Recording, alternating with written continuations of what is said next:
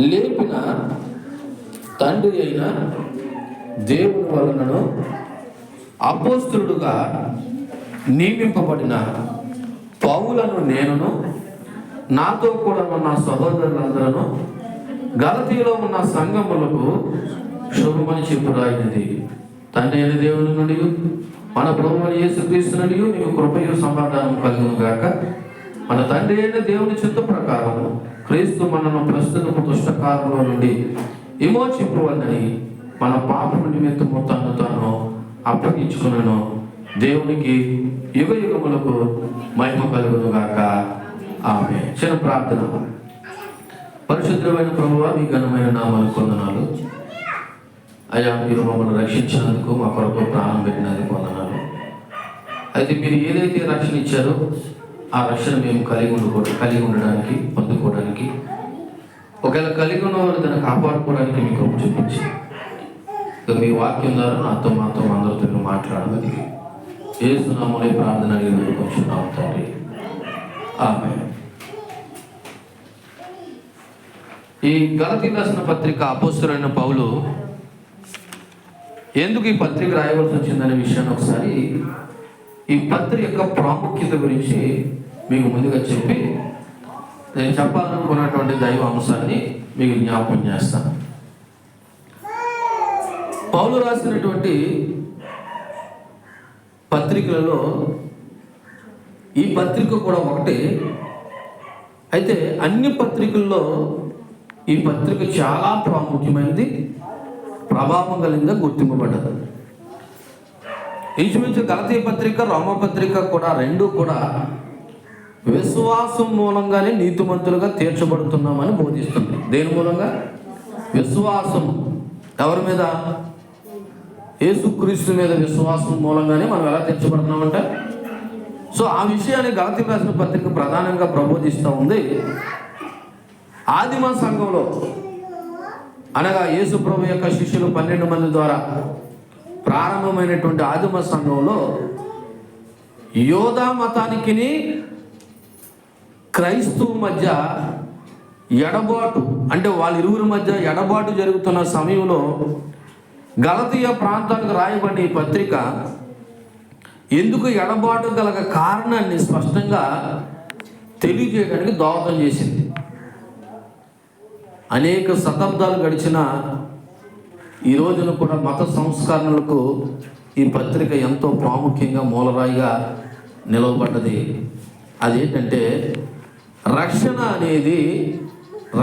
అనేది యోధా మత ఆచారాల వల్ల కాదు, కేవలం యేసు ప్రభునందు విశ్వాసం ఉంచడం ద్వారా కలుగుతుందని ఈ పత్రిక ప్రధానంగా మనకి తెలియపరచబడుతుంది. మరలా చెప్తున్నాను, విశ్వాసం ద్వారాను కృపచేత మాత్రమే మనము రక్షింపబడతాం.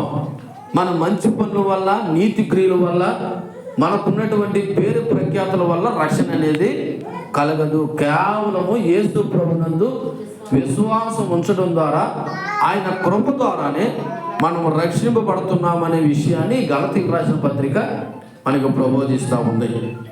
కాబట్టి ఆనాడు ఆదిమ సంఘంలోనే కాదు, తర్వాత కాలంలో కూడా మరి రోమన్ క్యాథలిక్, ఆర్సిఎం సంఘాలలో ఆనాడు పోపులు ఏదైతే వాక్యాన్ని దాచిపెట్టేసి పాప విమోచన పత్రాలని, ఏదో మనం చేసిన తప్పులకి పాపాలకి ఆ పత్రాలు కొనుక్కుంటే మనకు రక్షణ వస్తుంది అనేటువంటి ఒక ఆలోచన తీసుకొచ్చిన సందర్భాల్లో మార్టిన్ లూథర్ కింగ్ అనబడుతున్నటువంటి ఒక సంఘ సంస్కర్త ఈ యొక్క గలతీయులకు రాసిన పత్రికలో నుండి, రోమా రాసిన పత్రికలో నుండి మీరు అబద్ధ బోధ చేస్తున్నారు, రక్షణ అనేది కేవలం ప్రభువునందు విశ్వాసం ద్వారా కృప ద్వారా కలుగుతుంది తప్ప ఇలా పాప పరిహార పత్రికలు అమ్మడం ద్వారా కాదని ఆయన ఆనాడు ఎంతో మందిని వ్యతిరేకించి బయటకు వచ్చి సత్యమైన వాక్యాన్ని ప్రజలందరూ తెలుసుకోవాలనే ప్రయత్నం చేయడానికి కూడా ఈ గలతీ పత్రిక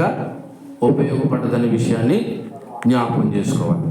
నిజానికి గలతీలో రాసిన పత్రిక రాయబడిన మాట, గలతీలో ఒక సంఘం కాదు, గలతీలో ఇంచుమించు 3 నుంచి 4-5 సంఘాలు ఉన్నాయి. చూడండి, అక్కడ రాయబడిన మాట ఒకసారి చదువుతున్నాను. 2వ వచనంలో, నాతో కూడా ఉన్న సహోదరులందరూ గలతీయలోనున్న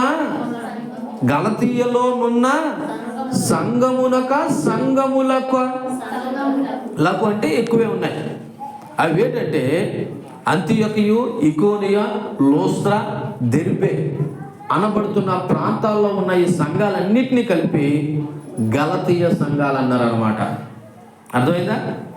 సో ఆ గలతీయ ప్రాంతం, ఉదాహరణకి మనం కానీ బీచ్ రోడ్డుకి వెళ్తే దీన్ని అంతా ఏమంటారు అంటే కోన ఫారెస్ట్ అంటారు, కోన ఏరియా అంటారు. మీరు విన్నారు ఎప్పుడైనా? కోన ఏరియా అంటే అక్కడ బ్రహ్మపురం ఒకటే లేదు, మొత్తం అక్కడ ఉన్న చుట్టుపక్కల ప్రాంతాలు అన్నింటినీ కలిపి ఏమంటారు? సింపుల్గా కోన ఏరియా. అలాగే గలతీయులు రాసిన పత్రిక అంటే ఓన్లీ గలతీయ సంఘం అనబడుతున్న వారికి కాదు, గలతీయ ప్రాంతాల్లో ఉన్నటువంటి 4 అంతియొకయ, ఇకోనియా, లోస్త్రా, దెర్బేలో ఉన్నటువంటి సంఘానికి అపోస్తలుడైన పౌలు ఈ పత్రిక రాశాడు. ఈ పత్రిక యొక్క ప్రధానమైన ఉద్దేశాలు, ఒకటి, యోధ మతానుసారులైన అబద్ధ బోధకులు, యోధ మతాన్ని ఆధారం చేసుకున్నటువంటి అబద్ధ బోధకులు గలతీయ సంఘంలోకి దొంగచోటగా చొరబడి అపోస్తలుడైన పౌలు యొక్క అధికారాన్ని త్రోసిపుచ్చారు. రెండోది, రక్షణ అనేది ప్రభువునందు విశ్వాసం ఉంచడం ద్వారానే కాదు, సున్నతి కూడా పొందాలని ఈ అబద్ధ బోధకులు బోధ చేయడం మొదలుపెట్టారు. ఇది విన్నటువంటి వెంటనే అపోస్తలుడైన పౌలు ఈ సంఘానికి అర్జెంటుగా పత్రిక రాయవలసి వచ్చింది. మళ్ళా చెప్తున్నాను, యోధ మత నాయకులు గలతీలో ఉన్నటువంటి సంఘంలోకి అబద్ధ బోధలుగా చొరబడి రక్షణ అనేది ప్రభువునందు విశ్వాసం ద్వారానే మాత్రమే కాదు, సున్నత కూడా చేయించుకోవాలనేటువంటి ఒక అబద్ధ బోధను సంఘంలోకి తీసుకొచ్చారు. రెండోది, అపోస్తలుడైన పౌలు ఆయన అపోస్తలుడు కాదు, అసలు ఆయన పంపబడలేదు, ఆయన పిలువబడలేదు అని అబద్ధ బోధకుడే అపోస్తలుడైన పౌలుని అబద్ధ బోధకుడి కింద చిత్రీకరించే ప్రయత్నం చేశారు. ఇక్కడ ఒక విషయం చెప్పాలి, మతోన్మాదులు లోకం నుండి వస్తారు, అబద్ధ బోధకులు సంఘం నుండి వస్తారు. మతోన్మాదులు అంటే వాళ్ళు కలిగి ఉన్న మతం పట్ల ఉన్మాదంతో క్రైస్తవులు హింసించేటువంటి మతోన్మాదులు ఎక్కడి నుంచి వస్తారు? లోకంలో నుండి వస్తారు. కానీ అబద్ధ బోధకులు ఎక్కడి నుంచి వస్తారు తెలుసా? సంఘములో నుండే వస్తారు. ఒక రకంగా చెప్పాలంటే ఈ సంఘం నుండి వచ్చే అబద్ధ బోధలు ఇంకా డేంజరు మతోన్మాదుల కంటే. మతోన్మాదులు ఏదో వాళ్ళు కనబడ్డ వల్ల కొందరిని హింసించాలనుకుంటారు, అబద్ధ బోధ వల్ల సంఘమే చెడిపోతారు. కాబట్టి ఇలా చూడండి, సంఘము అబద్ధ బోధ విషయంలో కూడా అవగాహన కలిగి ఉండాలి. ఆ అబద్ధ బోధకులు కూడా బైబిల్ పట్టుకుంటారు, వాళ్ళు కూడా యేసు పేరునే వాడుకుంటారు, కానీ వాళ్ళు చెప్తున్నవి లేఖనానుసారంగా ఉన్నాయా లేదన్నది మనం గ్రహించాలి. ఇప్పుడు అర్జెంటుగా ఈ గలతీయులకు అపోస్తలుడైన పౌలు ఎందుకు పత్రిక రాయవలసి వచ్చిందంటే, ఒరే బాబు, రక్షణ అనేది విశ్వాసం వల్ల మాత్రమే కాదు, సున్నత కూడా చేయించుకోవాలి. యూదులు అనబడుతున్న వారు ఎలాగైతే సున్నత చేసుకుంటున్నారో మీకు కూడా రక్షణ కలగాలంటే సున్నత చేయించుకోవాలనేది ఒకటైతే, అపోస్తలుడైన పౌలు ఆయన అసలు అపోస్తలుడు కాదు, ఆయన పంపబడ్డవాడు కాదు, దేవుడి చేత పిలువబడ్డవాడు కాదని ఆయన మీద వీళ్ళు తప్పుడుగా వక్రీకరించే ప్రయత్నం చేశారు. ఇప్పుడు వెంటనే పౌలు ఈ పత్రిక రాయాలనుకున్న ఆలోచనతో తన 2వ మిషనరీ యాత్ర ముగించుకొని 3వ మిషనరీ యాత్రలో ఉండగా వెంటనే ఈ పత్రిక గలతీయుల్లో ఉన్నటువంటి సంఘానికి రాశాడు. కాబట్టి మొదటి నుంచి మనం చదువుదాం. మొదటి మాట, మనుషుల మూలంగానైనను ఏ మనుషుని వలనైనను కాక యేసుక్రీస్తు వలనను ఆయనను మృతుల్లో నుండి లేపిన తండ్రి అయిన దేవుని వలన అపోస్తలుడుగా నియమింపబడిన పౌలు అను నేను. మొదటగా తను ఏ విధంగా నియమింపబడ్డాననే విషయాన్ని పరిచయం చేసుకుంటున్నాడు. ఎందుకని? ఈ అబద్ధ బోధకులు ఏమని చెప్తున్నారు? పౌలు అపోస్తలుడు కాదు, ఆయన పిలువబడ్డవాడు కాదు, దేవుడు ఆయన ఏర్పాటు చేసుకోలేదు, ఆయన ఒక అబద్ధ బోధకుడు అని. అబద్ధ బోధకులు అసలైన బోధకుని ఎలా ఎంచుతున్నారంటే అబద్ధ బోధకుడిగా ఎంచుతున్నారు. ఇప్పుడు అందుకు పౌలు క్లారిటీ ఇస్తున్నాడు, అసలు నేను ఎలాగ అపోస్తలుడుగా అయ్యాననే విషయాన్ని జ్ఞాపకం చేస్తున్నాడు. చూడండి, తన అపోస్తలత్వాన్ని గురించి తను చెప్తున్న మాట ఏంటో తెలుసా? నేను మనుషుల మూలంగా అపోస్తలుని అవ్వలేదు, రెండోది, ఏ మనుషుడు కూడా నన్ను అపోస్తలుడుగా చేయలేదు. నన్ను అపోస్తలుడుగా ఎవరు చేశారంటే యేసుక్రీస్తు వలనను. రెండోది, ఆ యేసుక్రీస్తును మృతుల్లో నుండి లేపిన తండ్రి అయిన దేవుని వలనను నేను అపోస్తలుగా నియమింపబడ్డాను అనే విషయాన్ని అక్కడ జ్ఞాపకం చేస్తున్నాడు. కాబట్టి ఇప్పుడు తను యేసుక్రీస్తు దాసుడని చెప్పుకుంటున్నాడు, నిన్ను పిలవబడ్డవాడిని అని చెప్తున్నాడు, బానిసనని చెప్తున్నాడు. ఇక్కడ దాసుడు అనే మాటకు అర్థం ఏంటంటే మరొక వ్యక్తికి పూర్తిగా చెందినవాడని అర్థం. పౌలు కూడా పూర్తిగా యేసుక్రీస్తుకు చెందిన బానిస. ఎందుకంటే పౌలు తన పరిచర్యలో యేసుక్రీస్తు గురించి తప్ప మరి ఎవరి గురించి కూడా తన ప్రకటన చేయలేదు. కాబట్టి విశ్వాసులందరూ కూడా ఈ రోజున మనము కూడా దేవునికి దాసులమై ఉన్నాము, మనం కూడా దేవునికి బానిసలమై ఉన్నాము. ఎందుకంటే మన పాప దాస్యం నుండి కూడా ఆయన మనల్ని అందరినీ కొనుక్కున్నాడు. ఎవరు? యేసుక్రీస్తు. ఇప్పుడు మనం ఎవరికి రుణస్థులై ఉన్నాం? దేవునికి రుణస్థులై ఉన్నాం. ఇప్పుడు పౌలు భక్తుడు తను అపోస్తలుడుగా పిలువబడ్డాడు లేదా పంపబడ్డాడనే విషయాన్ని జ్ఞాపకం చేసుకోవడానికి ముందు ఈయన మొదట నేను ఎవరిని దాసుడని చెప్తున్నాడంటే నేను యేసుక్రీస్తు యొక్క దాసుడను అంటున్నాడు. ఒక కొరింథీయులకు రాసిన మొదటి పత్రిక 6వ అధ్యాయము 19-20 వచనాలు ఒకసారి చదివితే, కొరింథీయులకు రాసిన మొదటి పత్రిక 6వ అధ్యాయము 19-20 వచనాల్లో, మీ దేహము దేవుని వల్ల మీకు అనుగ్రహింపబడి మీలో ఉన్న పరిశుద్ధాత్మక ఆలయమైనదని మీరు ఎరగరా? కాబట్టి మీరు మీ సొత్తు కాదు, విలువ పెట్టి కొనబడినవారు కనుక మీ దేహంతో దేవుని మహిమపరచండి. ఈ మాట నేను చదివించానంటే మనము దేవునికి రుణస్థులము, మనము దేవునికి బాకీ ఉన్నాము, మనము దేవునికి బానిసలము, మనము దేవుని యొక్క దాసులము. ఎందుకంటే దేవుడు తన రక్తం చేత విలువ పెట్టి మనల్ని కొన్నాడు. కాబట్టి ఆ విషయాన్ని గ్రహించిన పౌలు నేను యేసుక్రీస్తు దాసుని అంటున్నాడు. రెండోది ఏమన్నాడు తెలుసా? ఆయన నేను పిలువబడిన వాడిని అంటున్నాడు, అంటే రాయివారిని అంటున్నాడు. అంటే అపోస్తలుడనే మాటకు అర్థం ఏంటంటే పిలువబడిన వారు. అపోస్తలుడనే మాటకు అర్థం ఏంటి? పిలువబడిన వారు అంటే ఒక పని మీద పంపబడిన వారని అర్థం.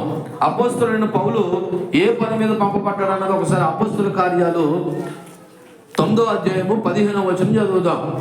ఆయన ఏ విధంగా ఏ కార్య నిమిత్తం పిలువబడ్డాడు అన్నది ఒకసారి ఆలోచన చేస్తే, అపోస్తల కార్యాలు 9వ అధ్యాయం 15వ వచనంలో, అందుకు ప్రభువు నువ్వు వెళ్ళుము, అన్యజనుల ఎదుటను రాజుల ఎదుటను ఇశ్రాయేలు ఎదుటను నా నామమును భరించుటకు ఇతడు నేను ఏర్పరచుకొనిన సాధనమై ఉన్నాడని చెప్తా ఉన్నాడు అన్నమాట.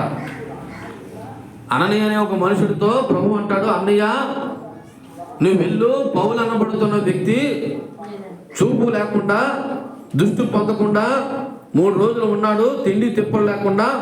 నువ్వు పలానా చోటకి వెళ్ళి తిననబడుతున్న వీధికి వెళ్ళి అక్కడ యోదావాని ఎంట తార్సువాడైన సౌలు అనబడుతున్నవాడు ఉన్నాడు, వాడు కొరకు నువ్వు ప్రార్థన చేయండి అనని అంటాడు. ఏటు ప్రభా బలటోడితో చెప్తున్నా, నువ్వు అసలు సౌలు అనేవాడు ఏం చేస్తున్నాడు తెలుసా?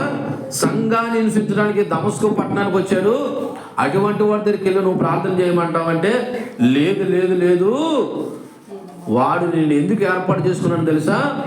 అన్యజనుల ఎదుటను రాజుల ఎదుటను ఇశ్రాయేలు ఎదుటను నా నామాన్ని భరించడానికి నేను ఏర్పరచుకున్నాను లేదా నేను పిలిచాను అంటున్నాడు. దేవునికి మహిమ కలుగును గాక. అంటే ఇప్పుడు పౌలుని దేవుని ఎందుకు పిలిచాడో తెలుసా? అన్యజనులకు సువార్త. యేసుక్రీస్తు యొక్క 12 మంది అనబడుతున్న అపొస్తలులు కేవలం యోధ మత సంబంధమైన ప్రాంతాల్లో సువార్త యూదులకు ప్రకటిస్తే, అపొస్తలుడైన పౌలు ఎవరికి ప్రకటించాడంటే యూదులతో పాటు అన్యజనులకు ఎక్కువగా తన సువార్తను ప్రకటించాడు. కాబట్టి ఇప్పుడు ఎవరు పిలిచారు పౌల్ని? ఎవరు పిలిచారు? స్వయాన యేసుక్రీస్తే పౌలుని పిలిచారు. కానీ అబద్ధ బోధకులు ఏమంటున్నారు? ఆయన ఎవరు పిలలేదు, ఆయన అపోస్తలుగా చెప్పుకుంటున్నాడు అనేమో అబద్ధ బోధకులు ఎవరితో చెప్తున్నారు? ఇంతకే గలతీలో ఉన్న సంఘానికి చెప్తున్నారు. అంటే సంఘాన్ని డిస్టర్బెన్స్ చేస్తున్నారు. చూడండి, అబద్ధ బోధకుల యొక్క లక్ష్యము, అపవాది లక్ష్యం ఏంటో తెలుసా? సంఘాన్ని ఏం చేయాలని? గలిబిలి చేయాలని. మీ పాస్టర్ గారు మంచోడు కాదు, మీ పాస్టర్ గారు చెడ్డోడు అనేసరికి సంఘానికి ఆటోమేటిక్గా ఏ విధమైన చూపు ఏర్పడుతుంది? ఒక చిన్నపాటి వెలుచూపు అనేది ఏర్పడుతుంది.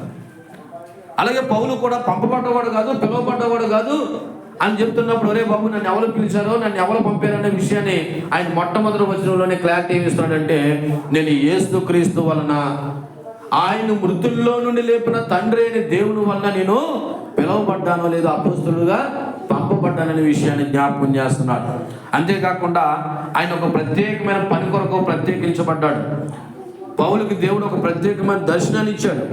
ఆ దర్శనం ఏంటంటే, ఆయన శుభవార్తను ప్రకటించడం, వివరించడం, దాని పక్షంగా వాదించడం. పౌలు పని ఏంటో తెలుసా?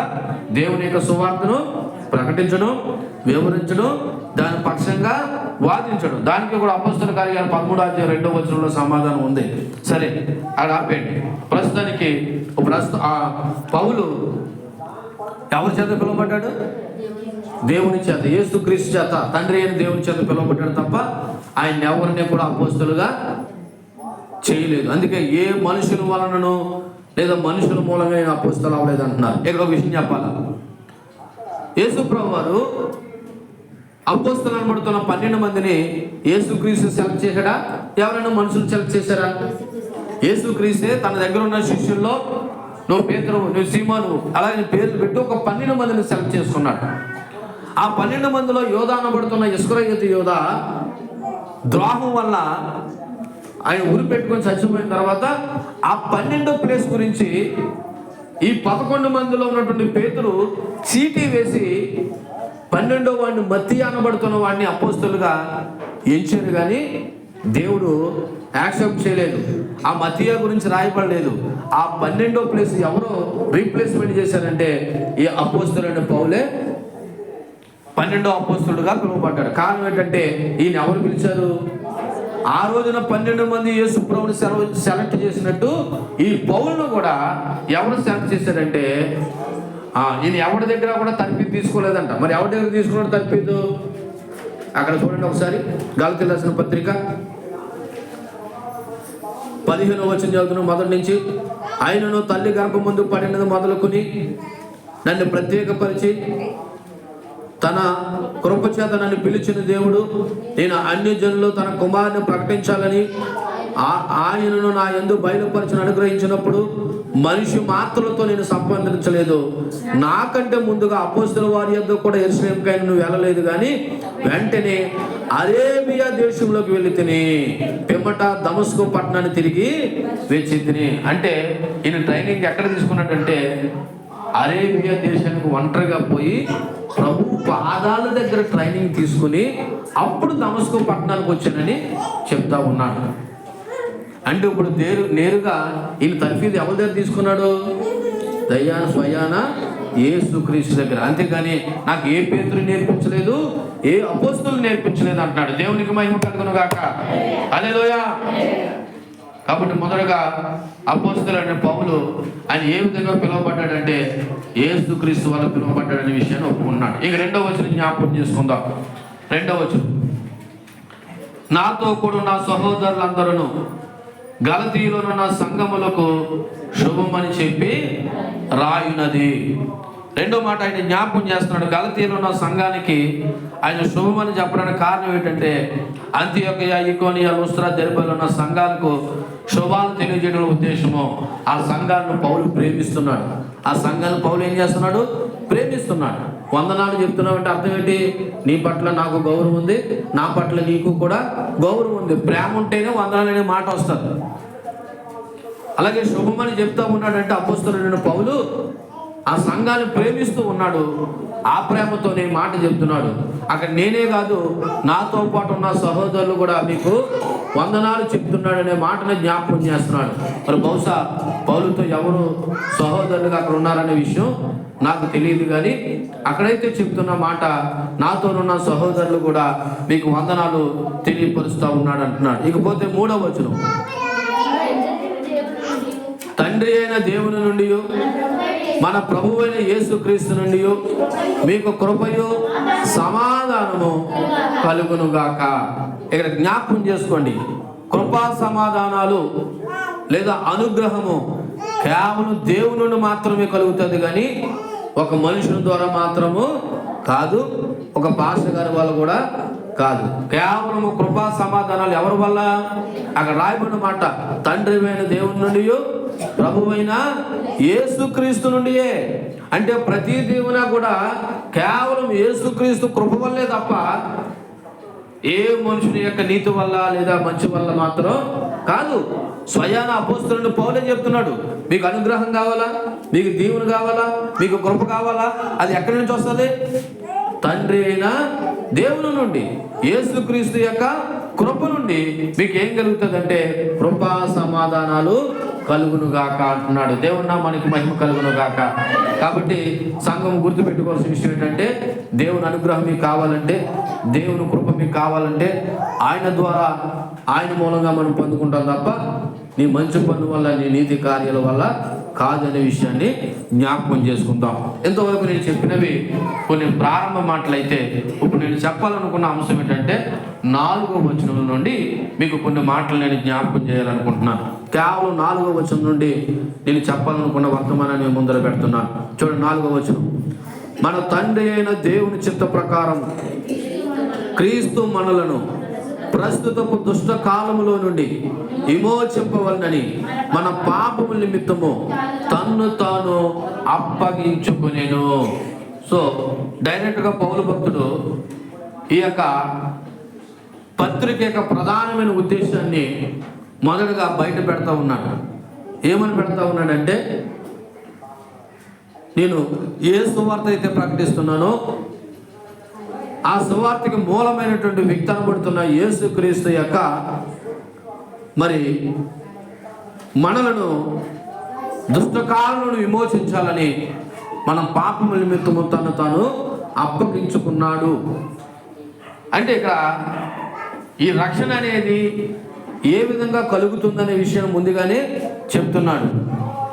అయితే ఇప్పుడు ఇక్కడ ఒక మాట ఉంది, ఇందులో కొన్ని ప్రాముఖ్యమైన మాటలు. ఒకటి తండ్రి అయిన చిత్తము, తండ్రి అయిన దేవుని చిత్తము. రెండోది యేసుక్రీస్తు దుష్టకాలం నుండి మనకు విమోచించుట.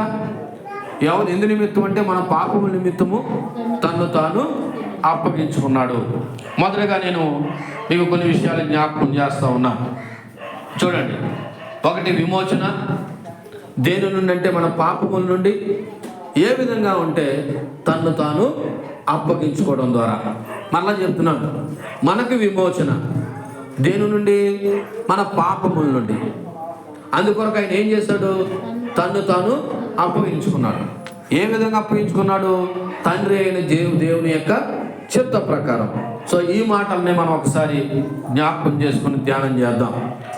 మొదటగా చెప్తున్నాడు, క్రీస్తు యేసు ఎందుకు ఈ లోకానికి వచ్చాడనే విషయాన్ని జ్ఞాపకం చేస్తున్నాడు. ఎందుకు వచ్చాడంట?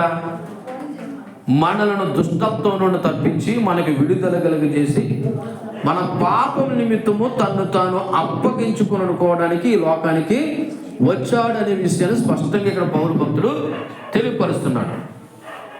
అందులో మొదటిది మనకి విమోచన. దేని నుండి అంటే మన యొక్క పాపముల నుండి. అంటే దీన్ని బట్టి మనం అర్థం చేసుకోవాల్సిన విషయం ఏంటంటే, మొదట మనము పాపులము. మనం ఎవరము? పాపులము. మీకు ఏమైనా డౌట్ ఉందా పాపులము కాదని? మనము పాపులము. ఏ విధంగా పాపులం అయ్యామన్నది 3 కారణాలు చెప్తాను. మొదటిది, ఆదికాండం 3వ అధ్యాయంలో చెప్పబడినట్టు ఆదాము నుండి లేదా ఆదాము అవ్వల నుండి వారసత్వంగా పాపులమయ్యాం. ఆదికాండం 3వ అధ్యాయంలో ఏముంది? వాళ్ళు తినవద్దన్నటువంటి పండును తినడం ద్వారా ఆదాము అవ్వల ద్వారా మనకు వారసత్వ పాపం వచ్చింది. ఏ పాపము? వారసత్వ పాపం. వారసత్వ పాపం అంటే తల్లిదండ్రుల ఆస్తులు పిల్లలకు చెందినట్లు వాళ్ళ యొక్క పాపము మనకి కూడా ఎలాగొచ్చింది? వారసత్వంగా వచ్చింది. మీకు తెలుసా, కొన్ని వ్యాధులు వచ్చినప్పుడు డాక్టర్ గారు అడిగే మాట తెలుసా? మీ నాన్నకు కానీ మీ అమ్మకు కానీ మీ ఇంట్లో వారికి ఎవరికైనా ఇటువంటి జబ్బులు ముందు వచ్చాయా అని అడుగుతారు. ఎందుకు అడుగుతారు? వారసత్వం. అలాగే పాపం కూడా మనకి మన ఆది తల్లిదండ్రులు అనబడుతున్న ఆదామవ్వల ద్వారా కూడా మనకు వారసత్వంగా పాపులమయ్యాం. అందుకే రోమిలకు రాసిన పత్రిక 5వ అధ్యాయము 12వ వచనంలో కూడా దానికి స్పష్టమైనటువంటి లేఖనం అక్కడ రాయబడిన మాట ఉన్నది. రోమిలకు రాసినటువంటి పత్రిక 5వ అధ్యాయము 12వ వచనంలో ఇట్లుండగా ఒక మనుషుని ద్వారా పాపమును, పాపం ద్వారా మరణమును లోకంలోకి ఎలాగూ ప్రవేశించునో అలాగనే మనుషులందరూ పాపం చేస్తున్నందున మరణం అందరికీ సంప్రాప్తమాయెను. ఎలాగొచ్చిందంట మరణం మనకి? ఒక మనుషుని ద్వారా పాపము, పాపం ద్వారా మరణము. ఎవడా మనుషుడు? ఆదాము. ఆదామవుల ద్వారా మనకి ఏమొచ్చింది? వారసత్వంగా పాపం వచ్చింది. ఆ విధంగా మనం ఒకటి పాపులమయ్యాం. అందుకే దావీదు భక్తుడు కూడా ఈ విధంగా అన్నాడు. 51వ కీర్తన 5వ వచనంలో, 51వ కీర్తన 5వ వచనంలో కూడా ఈ విధంగా మాట్లాడాడు. బయట ఉన్నవారు ఆలకిస్తున్నారని అనుకుంటున్నాను. 51వ కీర్తన 5వ వచనం, నేను పాపములో పుట్టిన వాడును, పాపములోనే నా తల్లి నన్ను గర్భము ధరించును. అంటే మనం పుట్టుకతోనే ఎవరు అన్నమాట? గుర్తుపెట్టుకుంటే ఇక్కడ ఉన్న వాళ్ళందరం కూడా పుట్టుకతోనే ఎవరు? మనము పాపులము. మన జన్మే పాపం అని ఇక్కడ తెలియపరుస్తూ ఉంది. కాబట్టి మనం ఎవరము నీతిమంతులము కాదు. రెండోది స్వభావరీత్యా పాపం. స్వభావం అంటే ఏంటి? గుణం, మన గుణం. అది ఎలాగో చూద్దామని చూడండి. అదే 58వ కీర్తన 3వ వచనం కూడా చదవండి. 58వ కీర్తన 3వ వచనంలో, తల్లి కడుపును పుట్టును మొదలుకొని భక్తిహీనులు విపరీత బుద్ధి కలిగిందరు, పుట్టిన తోడనే అబద్ధములాడుచు తప్పిపోతున్నారు. పుట్టిన తోడనే. నా వైపు చూడండి. ఇలాగ మన పిల్లోడు ఉన్నాడు, ఆడికి 2 నెలలు 3 నెలలు అనుకుందాం, లేదా అలా లేచి కూర్చుంటున్నాడు. ఆడు ఆడుతూ మట్టి తినేసాడు. ఏం తినేసాడు? నువ్వు చూసావు. రే మట్టి తిన్నావా? ఆడేమంటాడు? ఎవరు చెప్పారు ఆడికి? అలా అబద్ధం ఆడమని ఎవరు చెప్పారు? నువ్వు చెప్పావా? మీ అమ్మ చెప్పిందా? మీ అమ్మమ్మ చెప్పిందా? కానీ ఆడు పుట్టుకతోనే ఎలా మాట్లాడుతున్నాడు? మట్టి తిన్నావంటే నిజం చెప్తా లేదు. ఏమన్నాడు? అన్నాడు. అలాగ అంటే ఆడు స్వభావరీత్యా పుట్టుకు తోడని ఏమి నేర్చుకున్నారు మనుషులు? అబద్ధములు. అంటే మనం ఒకటి వారసత్వంగా పాపులమయ్యాము, రెండోది స్వభావరీత్యా అంటే మన గుణము ద్వారానే మనం కూడా ఎలా మార్చబడ్డాం? పాపులమయ్యాం. మూడోది కూడా జ్ఞాపకం చేసుకుందాం. ఎఫెసీయులకు రాసిన పత్రిక 2వ అధ్యాయము 3వ వచనం కూడా జ్ఞాపకం చేసుకుంటే, ఎఫెసీయులకు రాసిన పత్రిక 2వ అధ్యాయం 3వ వచనంలో, వారితో కలిసి మనం అందరము శరీరము యొక్కయు మనస్సు యొక్కయు కోరికలను నెరవేర్చుకొనుచు మన శరీరాల ఆశలను అనుసరించి మునుపు ప్రవర్తించి కడమ వారి వలె స్వభావ సిద్ధముగా దైవకృతకు పాత్రలు. అంటే చర్యల ద్వారా కూడా మనం పాపులమయ్యాం. చర్యలు అంటే మనం చేసే పనుల వల్ల కూడా మనము పాపులమయ్యాం. దీన్ని బట్టి చెప్పండి, మనం పాపులమా కాదా? అందుకే ప్రభువు క్రీస్తు యేసు అనబడుతున్న దేవుడి లోకానికి ఎందుకు వచ్చాడంటే, మనలో పాపము నుండి విడుదల కలుగు చేయాలని ఈ లోకానికి వచ్చాడు. కాబట్టి మొదటగా మనం తెలుసుకోవాల్సిన విషయం ఏంటంటే, మనము పాపులము. సో ఈ అపరాధం వలన ప్రజలందరికీ ఏమొచ్చిందంటే శిక్ష వచ్చింది. శిక్షకు గురయ్యాము. ఈ అపరాధాల వల్ల, ఈ పాపం వల్ల మనం దేనికి గురయ్యాము? శిక్షకు గురయ్యాము. ఏంటంటే చూడండి, రోమీయులకు రాసిన పత్రిక 5వ అధ్యాయం 8వ వచనంలో అక్కడ రాయబడిన మాట. రోమీయులకు రాసిన పత్రిక 5వ అధ్యాయము 18వ వచనం. కాబట్టి తీర్పు ఒక అపరాధముల నుండి వచ్చినదై మనుషులకు అందరికీ శిక్షావిధి కలుగుటకు ఎలాగో కారణమైనో, అలాగే ఒక పుణ్య కార్యము వలన కృపాదాన మనుషులందరికీ జీవప్రదమైన నీతి విధింపబడిన కూడా కారణమాయను. సో ఈ అపరాధాల వలన మనము శిక్షకు గురయ్యాము. ఆ శిక్ష ఏంటంటే మరణ శిక్ష. ఆ మరణ శిక్షకి దేవుని యొక్క కృపను బట్టి ఆయన ఒక పుణ్య కార్య బలిదానం చేశాడు. అదే ప్రభువైన యేసుక్రీస్తు సిలువలో నీ కొరకు నా కొరకు మరణించడం ద్వారా మనకి ఆ శిక్ష నుండి ఏం కలుగు చేశాడంటే విమోచన కలుగు చేశాడు. ఏం చేశాడు? విమోచన కలుగు చేశాడు. అయితే ఇక్కడ ఒక మాట, మనం ఈ పాపపు స్థితిలో ఉన్నంత వరకు కూడా దేవుణ్ణి సంతోష పెట్టలేము. ఏ స్థితిలో ఉన్నంత వరకు? ఇలా చూడు, నా వైపు, ఇక్కడ నా వైపు కూడా వారసత్వంగా పాపులు. స్వభావ సిద్ధంగా పుట్టడంతోనే మనం ఏం నేర్చుకున్నాం? పాపాలు నేర్చుకున్నాం. మూడోది వయసు వచ్చిన తర్వాత కూడా మనం చేసే పనులు బట్టి కూడా పాపాలు నేర్చుకున్నాం లేదా? ఈ పాప స్వభావంతో మనం దేవుని ఎప్పుడు కూడా ఏం చేయలేము? సంతోష పెట్టలేము. అందుకే చూడండి, రోమిలకు రాసిన పత్రిక 8వ అధ్యాయం 8వ వచనంలో ఏమని రాయబడినో తెలుసా? రోమిలకు రాసిన పత్రిక 8వ అధ్యాయము 8వ వచనంలో, కాగా శరీర స్వభావం గలవారు దేవుణ్ణి సంతోషపరచనేరరు. ఏ స్వభావం కలిగిన వారు? శరీర స్వభావం. అంటే ఏంటి? ఈ పాప స్వభావం ఉన్నంత వరకు కూడా మనం దేవుణ్ణి ఏం చేయలేము, సంతోషపరచలేము. ఎందుకంటే పుట్టుకతో పాపులము, వారసత్వంగా పాపులము, మనం చేసే పనుల ద్వారా పాపము.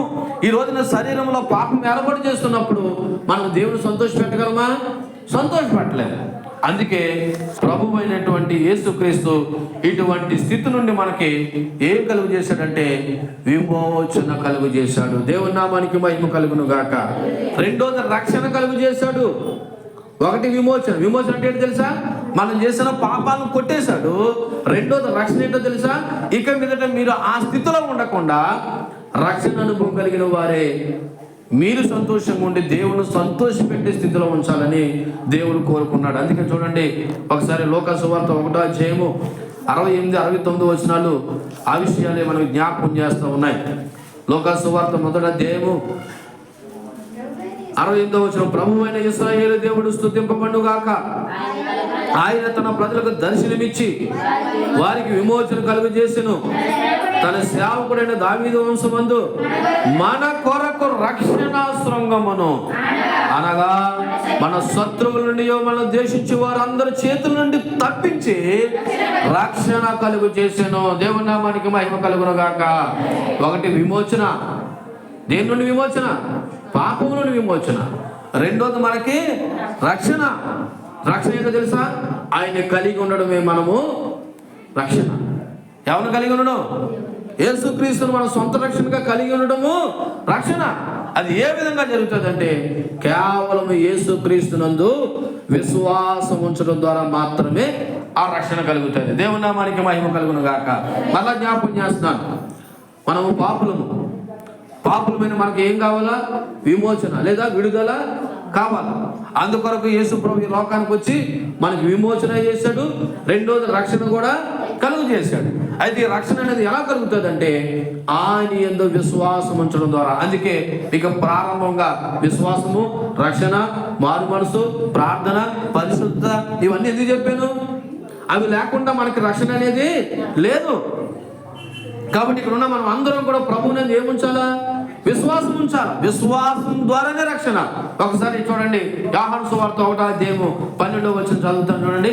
యోహాను సువార్త 1వ అధ్యాయము 12వ వచనం, తను ఎందరు అంగీకరించెదరో వారందరికీ, అనగా తన నామమందు విశ్వాసం ఉంచిన వారికి దేవుని పిల్లలకు ఆయన ఏమిచ్చాడు? అధికారం ఇచ్చాడు, రక్షణ ఇచ్చాడు. ఏ విధంగా ఇచ్చాడు? తన నామమందు విశ్వాసం ఉంచిన వారికి. తన నామమందు ఏముంచిన వారికి అంటే ఇప్పుడు నీకు రక్షణ కలగాలంటే ఏముంచాలా? ఎవరి మీద ఉంచాలా విశ్వాసం? ఆ విశ్వాసం ఎలా కలుగుతుంది? వాక్యం వినడం ద్వారా కలుగుతుంది. ఆ వాక్యం వినాలంటే నువ్వు ఎక్కడికి రావాలా? మందిరంలోకి రావాలి. మందిరంలోకి వచ్చి ఏం చేయాలా? వినాలా. ఎంతమంది వింటున్నారు? ఒకసారి దేవుని స్తోత్రం చెప్పండి. వింటున్నారా? పడుకున్న వాళ్ళు కూడా దేవుని స్తోత్రం చెప్పడమే. అంటే నీకు రక్షణ కావాలంటే నువ్వు వాక్యం వినాలి. వాక్యం వినకపోతే నీకు విశ్వాసం రాదు. విశ్వాసం లేదంటే రక్షణ లేదు. రక్షణ లేదంటే దేవుడు చేసిన యాగమో త్యాగం ఏదైతే ఉందో అది నువ్వు కోల్పోయిన వాడు అవుతావు. కాబట్టి మొదటగా దేవుడు మనకి ఏం కలుగు చేశాడంటే విమోచన కలుగు చేసి ఉన్నాడు. దేవుని నామానికి మహిమ కలుగును గాక. అందుకొరకు తను ఏం చేశాడంట? తన్ను తాను అప్పగించుకున్నాడు. ఊరకనే ఇవ్వలేదు రక్షణ, విమోచన. తను తాను ఏమైపోయాడు? బలైపోయాడు. ఏ విధంగా బలైపోయాడో చూడండి. యోహాను సువార్త 10వ అధ్యాయము 18వ వచనం చదువుదాం. యోహాను సువార్త 10వ అధ్యాయము 18వ వచనం, ఎవడును నా ప్రాణము తీసుకొనడు, నా అంతటా నేనే దాన్ని పెట్టుచున్నాను. దాన్ని పెట్టుటకు నాకు అధికారం కలదు, దాన్ని తిరిగి తీసుకొనుటకు నాకు అధికారం కలదు. నా తండ్రి వలన ఈ ఆజ్ఞను, చూడండి 17వ వచనంలో, నేను దాన్ని మరలా తీసుకున్నట్లు నా ప్రాణమును పెట్టుచున్నాను. దేవుడే ఇష్టపూర్వకంగా తను ఏం చేస్తున్నాడు? ప్రాణాన్ని పెడుతున్నాడు. ఇలా చూడండి, మనంతటా మనం చచ్చిపోతే ఆత్మహత్య, దేవుడు మన కొరకు చచ్చిపోతే మనకి రక్షణ.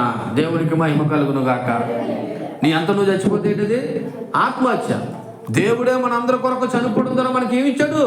విమోచన, రక్షణ ఇచ్చాడు. అందులో దేవుని ప్రేమ కనబడుతుంది. అని ఇష్టపూర్వకంగా అంటున్నాడు, నా ప్రాణమును ఎవడును తీసుకొనడు, నా అంతటా నేనే దాన్ని ఏం చేస్తున్నాను? పెట్టుచున్నాను. మనందరికీ బర్త్డే తెలుసు, డెత్ డే తెలియదు. యేసుక్రీస్తుకి డెత్ డే కూడా తెలుసు. తన అనాది సంకల్పంలో భాగంగా యేసుక్రీస్తు ఈ లోకానికి వచ్చి పాపులమైన మన కొరకు తన ప్రాణం పెట్టి నీకు నాకు ఏం కలుగు చేశాడంటే, ఒకటి విమోచన కలుగు చేశాడు, రెండోది రక్షణ కలుగు చేశాడు. అది కూడా ప్రేమపూర్వకంగా ఇష్టపడి చనిపోయాడు మనందరి కొరకు. బలవంతంగా చనిపోలేదైనా, బలవంతంగా చనిపోతే ఆత్మహత్య. ఆయన మనల్ని ప్రేమించి మన కొరకు ఏమైపోయాడంటే చనిపోయాడు. అంటున్నాడు, నా అంతటా నేనే ప్రాణాన్ని పెట్టుచున్నాను, మరలా దాన్ని తీసుకుంటే నాకు ఏం కలదు? అధికారము కలదు. దాన్ని తిరిగి తీసుకున్నట్టుకు నాకు అధికారం కలదనే విషయాన్ని జ్ఞాపకం చేస్తున్నాడు. అందుకే తాను ఏం చేసుకున్నాడు? అప్పగించుకున్నాడు. మరి ఎవడు చచ్చిపోతాడు అంటే, నువ్వు వెళ్ళు అన్నట్టు ఆయన ఏం వెళ్ళలేదు. ఆయనే స్వయంగా మన కొరకు. ఇక్కడ ఉన్న వాళ్ళు ఎవరైనా యేసుప్రభు మన కొరకు చనిపోవాలని ప్రార్థన చేశారా? రమ్మని ఎవరైనా అడిగారా? కనీసం పాపం చేసిన వారు కూడా ప్రభుని రమ్మని అడిగారా? లేదు. ఆయనే మనల్ని ప్రేమించి ఈ లోకానికి వచ్చి తాను ఏం చేసుకున్నాడంటే అప్పగించుకున్నాడు. ఎందుకంటే మనల్ని విమోచించాలని. దేని నుండి విమోచించాలి? దేని నుండి విమోచించాలి? అక్కడ రాయబడిన మాట, ప్రస్తుతపు దుష్ట కాలం నుండి, అంటే దుష్టత్వం నుండి విమోచించాలని దేవుడు కోరుకున్నాడు. దేని నుండి అండి? దేని నుండి? దుష్టత్వం నుండి విమోచించాలని, అనగా ఉగ్రత నుండి విమోచించాలని. అందుకే యోహాను సువార్త 3వ అధ్యాయము 36వ వచనం చదువుదాం. యోహాను సువార్త 3వ అధ్యాయము 36వ వచనంలో ఏమని రాయబడినది? కుమారుని యందు విశ్వాసం ఉంచువాడే నిత్య జీవం గలవాడు, కుమారునికి విధేయుడు కానివాడు జీవము చూడడు గాని దేవుని ఉగ్రత వాని మీద నిలిచి. అంటే ఉగ్రత నుండి తప్పించడానికి దేవుడు నీ కొరకు నా కొరకు తాను ఏం చేసుకున్నాడు? అప్పగించుకున్నాడు. ఇప్పుడు దేవుడు నిన్ను ఏం కోరుకుంటున్నాడు? అక్కడ రాయబడిన మాట, కుమారుని యందు విశ్వాసం ఉంచేవాడు ఏం పొందుకుంటాడంట? అంటే ఏముంచాలో ప్రభువునందు మనం? ఏ విశ్వాసము? ఏదో జరుగుతుందని కాదు విశ్వాసం. ప్రభువునందు నేను విశ్వాసం ఉంచితే నాకు నిత్య జీవం కలుగుతుందనే నమ్మకం ఉండాలి. అక్కడ రాయబడిన మాట, కుమారుని యందు విశ్వాసం ఉంచని వాడు, అక్కడ రాయబడిన మాట, దేవుని ఉగ్రత వాని మీద నిలిచును. ఎందుకంటే వాడు దేవునికి విధేయుడు కాలేదు. సంగమా, మీరు దేవునికి విధేయులే ఉన్నారా? దేవుని యందు విశ్వాసం ఉంచారా? దేవుని ఉగ్రతకు గురి కాకుండా ఉండాలంటే మీరందరూ కూడా దేవుని మీదే విశ్వాసం ఉంచాలి. మన నీతి కార్యాల వల్ల, భక్తి కార్యాల వల్ల, మనం చేసేటువంటి మంచి పనుల వల్ల నీకు రక్షణ లేదు. కేవలం యేసుక్రీస్తునందు విశ్వాసము ఉంచడం ద్వారా అందుకొరకు ఆయన దుష్టత్వం నుండి, ఉగ్రత నుండి తప్పించడానికి మన కొరకు తను అప్పగించుకున్నాడు. తెస్సలోనికీయులకు రాసిన మొదటి పత్రిక 1వ అధ్యాయము 10వ వచనం కూడా చదివినట్లయితే, తెస్సలోనికీయులకు రాసిన మొదటి పత్రిక 1వ అధ్యాయం 10వ వచనంలో కూడా, మీ యొద్ద మాకెట్టి ప్రవేశం కలుగునో అక్కడ జనులు మమ్మను గూర్చి తెలియజెప్పుచున్నారు, మరియు మీరు విగ్రహమును విడిచిపెట్టి జీవం గలవాడును సత్యవంతుడగు దేవునికి దాసులగుటకు దేవుడు మృతుల్లో నుండి లేపిన యేసు, అనగా రాబో ఉగ్రత నుండి తప్పించుచున్న ఆయన కుమారుని యేసు. ఏ ఉగ్రత నుండి అండి? రాబోయే ఉగ్రత, తీర్పు ఉంది. ఆ తీర్పు నుండి తప్పించాలని దేవుడు నీ కొరకు నా కొరకు ఏం చేసుకున్నంటే తాను అప్పగించుకున్నాడు. అర్థమవుతుందా అమ్మా? ఇక్కడున్న మన కొరకే యేసుప్రభు చనిపోయింది. ఇక్కడున్న మన కొరకే ముందు ఆ సత్యం గ్రహించు. బయట వాళ్ళ సంగతి తర్వాత చూద్దాం. నీకుండాలి స్పృహ, యేసుప్రభు నా కొరకు చనిపోయాడు అనే ఒక స్పృహ నీకున్నప్పుడు, ఆ ఆలోచన నీకున్నప్పుడు దేవుడు ఏంటో నీకు అర్థమవుతాడు, దేవుడి ప్రేమ ఏంటో నీకు అర్థమవుతుంది. లేకపోతే ఆలకించిపోతున్నారంతే. దేవుడు ఎవరి గురించి చనిపోయాడు, నా గురించి కాదనుకుంటున్నారు మీరు. స్పృహ స్పృహ కలిగి ఉండండి. అక్కడ రాయబడిన మాట, రాబోయే ఉగ్రత నుండి తప్పించడానికి తను ఏం చేసుకున్నాడు? తర్వాత తను అప్పగించుకున్నాడు. తను ఏం చేసుకున్నాడు? అప్పగించుకున్నాడు. అదే తెస్సలోనికీయుల పత్రిక 5వ అధ్యాయము 9వ వచనం కూడా చదవండి. ఎందుకనగా మన ప్రభువు అయిన యేసుక్రీస్తు ద్వారా రక్షణ పొందుటకే దేవుడు మనల్ని పిలిచాడు, కానీ ఉగ్రత పాలుటకు. ఇప్పుడు దేవుడు ఎందుకొరకు మన కొరకు ప్రాణం పెట్టాడు? మనం రక్షణ పొందడానికి, ఉగ్రత పాలైపోవాలని కాదు. ఎలా చూడండి, వైపు ఆయన సరే ఉగ్రత పాలైపోయే విధంగా బ్రతుకుతున్నారు.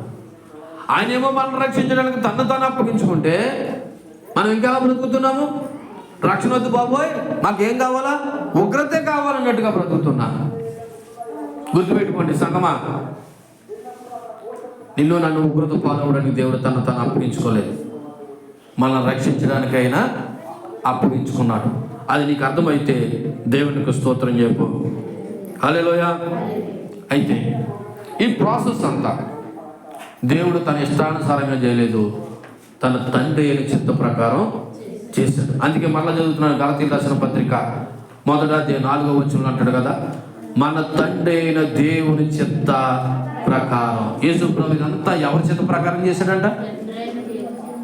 అయ్యో నాకు ప్రాణం పెట్టే అధికారం ఉంది, దాన్ని తిరిగి తీసుకోగలను అని చెప్పి ఎక్కడా కూడా తన చిత్తాన్ని చేసుకోలేదు. ఎవరి చిత్తాన్ని చేశాడు? తండ్రి అయిన దేవుని చిత్తం. ఆయన ఎప్పుడు ఈ భూమి మీదకి రావాలో, ఎప్పుడు చనిపోవాలో, ఎప్పుడు తిరిగి లేవాలో, ఇదంతా ఈ ప్రాసెస్ అంతా ఎవరి ప్రకారము? తండ్రి అయిన దేవుని యొక్క చిత్త ప్రకారము ఆయన ఇదంతా చేశాడనే విషయాన్ని జ్ఞాపకం చేస్తున్నాడు. అందుకే యేసుప్రభు కూడా చాలా సందర్భాల్లో ఈ విధంగా మాట్లాడాడు. యోహాను సువార్త 4వ అధ్యాయము 34వ వచనం ఒకసారి చదివినట్లయితే, యోహాను సువార్త 4వ అధ్యాయము 34వ వచనంలో ఈ విధంగా మాట్లాడుతూ ఉంటాడు. ఏమన్నాడు తెలుసా? యేసు వారిని చూసి, నన్ను పంపిన వాని చిత్తం నెరవేర్చుడియో, ఆయన పని తుదుముట్టించుడియో నాకు ఆహారమై ఉన్నది. ఎవరి చిత్తం అంట?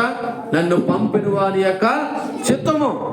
అంటే ఆయన ఓనుగా ప్రవర్తించడానికి లేదు, తన తండ్రి ఏమైతే చేయమన్నాడో అది చేయడానికే వచ్చాడు. మరో సందర్భంలో కూడా అంటాడు, 6వ అధ్యాయము యోహాను సువార్త 38వ వచనంలో, 38-39వ వచనంలో, 6వ అధ్యాయము 38-39లో, నా ఇష్టం నెరవేర్చుకుని నేను రాలేదు, నన్ను పంపిన వాని చిత్తం నెరవేర్చుడికే పరలోకము నుండి దిగి వచ్చాను అంటున్నాడు. ఎవరి ఇష్టం చేయడానికి వచ్చాడంటే ఆయన? నన్ను పంపిన వారి యొక్క పరలోకపు తండ్రి యొక్క చిత్తాన్ని చేయడానికి నేను ఈ లోకానికి వచ్చాను తప్ప నా ఇష్టం నెరవేర్చుకోవడానికి కాదంటున్నాడు. ఇక్కడ మిమ్మల్ని ఒక ప్రశ్న వేయాలనుకుంటున్నాను. మరి నీ జీవితంలో ఎవరి ఇష్టం నెరవేరుస్తుంది? కుమారుడైన యేసుక్రీస్తు ఎవరి చిత్తం చేశాడంట? మరి ఈ రోజున యేసుక్రీస్తు నీ తండ్రి అయితే, నా తండ్రి అయితే, ఇప్పుడు మన జీవితంలో ఎవరి చిత్తం నెరవేరాలి? మొన్న మీకు శుక్రవారమా బుధవారం చెప్పాను ఒక ప్రాసెస్. స్త్రీకి శిరసేవలో భర్త, భర్తకి శిరసేవలో క్రీస్తు, క్రీస్తుకి శిరసేవలో, అవునా? అలాగే ఇక్కడ కూడా అంటున్నాడు, నేను నా ఇష్టం నెరవేర్చుకోవడం రాలేదు. ఎవరి ఇష్టం నెరవేర్చుకొచ్చాను? నా తండ్రి ఇష్టం. మొన్న ఇక్కడ ఉన్న మనందరం మన తండ్రి ఎవరు? దేవుడిని సింపుల్గా తెలిసేకండి, యేసుక్రీస్తు అన్నాడు. ఎవరు? యేసుక్రీస్తు. మరి యేసుక్రీస్తు తన తండ్రి చిత్తాన్ని చేస్తే, అదే యేసుక్రీస్తు నీ తండ్రి అయితే నువ్వెవరు చిత్తం చేస్తున్నావు అని అడుగుతున్నా. అర్థమైందండి? యేసుక్రీస్తు ఎవరు చిత్తం చేశాడంట? తను పంపిన తండ్రి చిత్తం చేశాడంట. ఇప్పుడు మన తండ్రి ఎవరు? యేసుక్రీస్తు. మరి యేసుక్రీస్తు మన తండ్రి అయితే మరి మనం ఎవరు చిత్తం చేయాలా? చెప్పండమ్మా, నోరు తెరిచి. యేసుక్రీస్తు చిత్తం చేయాలా? మళ్ళీ చెప్తున్నాను, యేసుక్రీస్తు చిత్తము నీ జీవితంలో నెరవేరితేనే నువ్వు ఆయన బిడ్డవి, లేకపోతే ఆయన బిడ్డవి కాదు. ఆయన ముందే చెప్పేశాడు, ఎందరైతే నా నామమందు విశ్వాసం ఉంచారో, అనగా నేను చెప్పినట్టు బ్రతుకుతున్నారో, నాకు విధేయులయ్యారో వాళ్ళే నా పిల్లలు అన్నాడు. అంతే. అందుకే ఒక సందర్భంలో చూడండి, మత్తయి సువార్త 7వ అధ్యాయం 21వ వచనంలో, మత్తయి సువార్త 7వ అధ్యాయము 21వ వచనంలో చదివితే, ప్రభువా ప్రభువా నేను పిలిచే ప్రతివాడు పరలోక రాజ్యంలో ప్రవేశించడు గాని పరలోకమందున్న నా తండ్రి చిత్త ప్రకారము చేయువాడే. ఈ మాట ఎవరు అంటున్నారు? స్వయాన యేసుక్రీస్తే చెప్తున్నాడు. ఏమన్నాడు తెలుసా? నేను నా తండ్రి చిత్తాన్ని చేస్తున్నాను, ఇప్పుడు మీరు కూడా ఎవరు చేయండి? నా తండ్రి చిత్తమే చెయ్యండి. మీరు మందిరానికి వచ్చి ప్రభువా యేసయ్యా స్తోత్రం అంటే మీరు పరలోక రాజ్యానికి పోరట. మనం ప్రార్థన చేసేటప్పుడు ఏమంటాం? ప్రభువా యేసయ్యా స్తోత్రం అంటామా? అలా అనడం తప్పేం కాదు. అక్కడ రాయబడిన ప్రభువా ప్రభువా అని పిలిచే ప్రతి వాడు ఎక్కడ పోడు? పరలోక రాజ్యానికి పోడు. మరి ఎవడు పోతాడంట? నా తండ్రి చిత్త ప్రకారం. అందుకే మిమ్మల్ని అడుగుతున్నాను, నా బ్రతుకులో మీ బ్రతుకులో మన అందరి బ్రతుకులో ఎవరి చిత్తం నెరవేరాలి? మరి దేవుడి చిత్తం నెరవేరుతుందా? నెరవేరితేనే పరలోక రాజ్యం అంట. మన జీవితంలో తండ్రి చిత్తం నెరవేరలేకపోతే మనం ఎక్కడికి వెళ్ళాం? మనం అలా అప్పుడు అనొచ్చు, అయ్యా మీ చర్చిలోకి వచ్చి ప్రార్థన చేశాను, కావలిగిరి చర్చిలోకి వచ్చి ప్రభువా ప్రభు అని పిలిచాను అంటే ఆయన ఏమన్నాడు? కిందన ఏమంటున్నాడు? ఆ దినమందు 23వ వచనం చదవండి. అప్పుడు నేను మిమ్మల్ని ఎన్నడను ఎరగను, అక్రమం చేయవాళ్ళారా మీరు నా యొద్ద నుండి. ఎందుకని? మీరు బ్రతుకున్న కాలంలో ఎప్పుడు నా తండ్రి చిత్త ప్రకారం మీరు చేయలేదు కాబట్టి, నేను చెప్పినట్టు నడవలేదు కాబట్టి, వాక్యానుసారంగా మీరు జీవించలేదు కాబట్టి, నేను బైబిల్లో ఎలాగైతే నడవమన్నానో అలాగే నడవలేదు కాబట్టి అక్రమం చేయవాళ్ళారా మీరెవరో నాకు. అదేంటి? క్రిస్మస్ కానుకలు ఇచ్చాం, ఉపహాస్పిటల్ కానుకలు ఇచ్చాం, ఆయా పెద్ద పెద్ద దైవజనులు పిలిపించుకున్నాం, వాక్యం విన్నాం, నిజమే వాస్తవమే కాదంటలేదు. కానీ నీ బ్రతుకులో నా బ్రతుకులో ఎవరి చిత్తం నెరవేరలేదు? ఇప్పుడు చెప్పండి, కుమారుడైన యేసుక్రీస్తు తన తండ్రి చిత్త ప్రకారము ఈ లోకానికి వచ్చి మన కొరకు ప్రాణం పెట్టి తన్ను తాను అప్పగించుకుని నీకు నాకు విమోచన విడుదల ఇస్తే ఉడదే ప్రభు నమ్ముకుంటున్న నువ్వు నేను మన బ్రతుకులో ఎవరి చిత్తం నెరవేరుస్తున్నావు అన్నది ఒకసారి ఆలోచన చేయండి. ఫైనల్గా 12వ అధ్యాయము మత్తయి సువార్త 50వ వచనం చదవండి ఒకసారి. 12వ అధ్యాయము 50వ వచనం. యేసు తన శిష్యుల వైపు చేయి జాపి, ఇదిగో నా తల్లియు నా సహోదరులను పరలోకమందున నా తండ్రి చిత్తం చొప్పున చేయవాడే నా సహోదరుడును నా సహోదరియు నా తల్లియు అని అనిను. ఏం జరిగిందంటే, ఓ రోజున జన సమూహంలో యేసు ప్రభు యొక్క తల్లి సహోదరులు బయట ఉన్నారంట. లోపల రావడానికి అవకాశం లేక ఆ యేసు ప్రభు శిష్యులు ఒకటి చెప్పాడంట, అయ్యా యేసు ప్రభా మీ అమ్మ మీ సహోదరులు వచ్చారు, బయట ఉన్నారు అని చెప్తే ఆయన ఏమన్నాడని తెలుసా? ఏమన్నాడు తెలుసా? అక్కడ రాయబడిన మాట, ఇదిగో పరలోకమందున నా తండ్రి చిత్త ప్రకారం చేయవాడే నా సహోదరుడు నా సహోదరి నా తల్లి అన్నాడు. అమ్మనే తమ్ముళ్ళు పట్టుకుని. జన్మత మరియమ్మ జన్మిస్తే అవ్వచ్చు, వరుస క్రమాన్ని బట్టి వాళ్ళ సహోదరులు అవుతా అవ్వచ్చు, కానీ దేవుడు కోరుకునేది పరలోకమందున్న చిత్తాన్ని కోరుకుంటున్నాడు. మా అమ్మ ఎవరు? మా తమ్ముళ్ళు ఎవరు? వాళ్ళు కాదు, నా తండ్రి చిత్త ప్రకారం చేసే వాళ్ళే నా తల్లి అయి ఉన్నారు, నా సహోదరుడే ఉన్నారు. స్వయాన తల్లిని తోబుట్లు పట్టుకుని అంత మాట అన్నప్పుడు ఒక్కసారి నీ విషయంలోనూ నా విషయంలోనూ దేవుని చిత్తం చేయకపోతే మనల్ని ఏమంటాడు అన్నది ఒకసారి ఆలోచన చేయండి. అంటే దేవుడి దగ్గర ప్రేమ కనికరం లేదంటే లేవని కాదు, ఆయన ఒక క్రమం ఉంది, ఆయనకు ఒక చిత్తం ఉంది, ఆయన ఒక ప్లాన్ ఉంది. ఆ ప్లాన్ ప్రకారం ఆ చిత్తం ప్రకారం బ్రతికేవాడే క్రైస్తవుడు. వాడే దేవుడికి విధేయుడు, వాడే పరలోక రాజ్యంలో ఉంటాడు. అదే తండ్రి చిత్తము. ఆ చిత్త ప్రకారం ఎవరైతే బ్రతుకుతారో వారే పరలోక రాజ్యంలో ప్రవేశిస్తారు తప్ప మందిరానికి వచ్చాము, ప్రభు అన్నాము, ప్రార్థన చేసామంటే ఆయనే అంటున్నాడు, మీరెవరు నాకు తెలియదు, అక్రమము చేయవారులారా, క్రమము లేని వారులారా, నా మాట ప్రకారం జీవించలేని వారులారా, మీరెవరు నాకు తెలియదు. ఇదిగో మీరు పరలోక రాజ్యంలో ప్రవేశించాలంటే నా తండ్రి చిత్త ప్రకారం చేయండి అంటున్నాడు. పౌలు అదే మాట జ్ఞాపకం చేస్తున్నాడు. తన తండ్రి అయిన చిత్త ప్రకారము యేసు మనందరి కొరకు విమోచింపబడి ఏం చేశాడు? ప్రస్తుతపు దుష్ట కాలం నుండి విమోచించాలని మన పాపం నిమిత్తము తాను ఏం చేసుకున్నాడంట? అప్పగించుకున్నాడు. ఈ సత్యమును గ్రహిస్తే ప్రభు నుండి విశ్వాసం ఉంచు, రక్షణ అనుభవంలోకి రా. రక్షణ అనుభవంలోకి వచ్చిన నీవు ఆయన చిత్త ప్రకారంగా నడిచి పరలోక రాజ్యంలో నిత్య వారసులుగా అర్హులుగా ఉండడానికి మనం బ్రతుకుదాం. దేవుని అట్టు కృప మన అందరికీ ఇచ్చునుగాక. ఆమేన్. కళ్ళు మూసుకోండి. చెప్పబడిన వాక్యాన్ని బట్టి ప్రభు నీ కొరకు నా కొరకు ప్రాణం పెట్టి తిరిగి లేచాడనే విషయం నీకు అర్థమైతే ఒక్కసారి ప్రభువా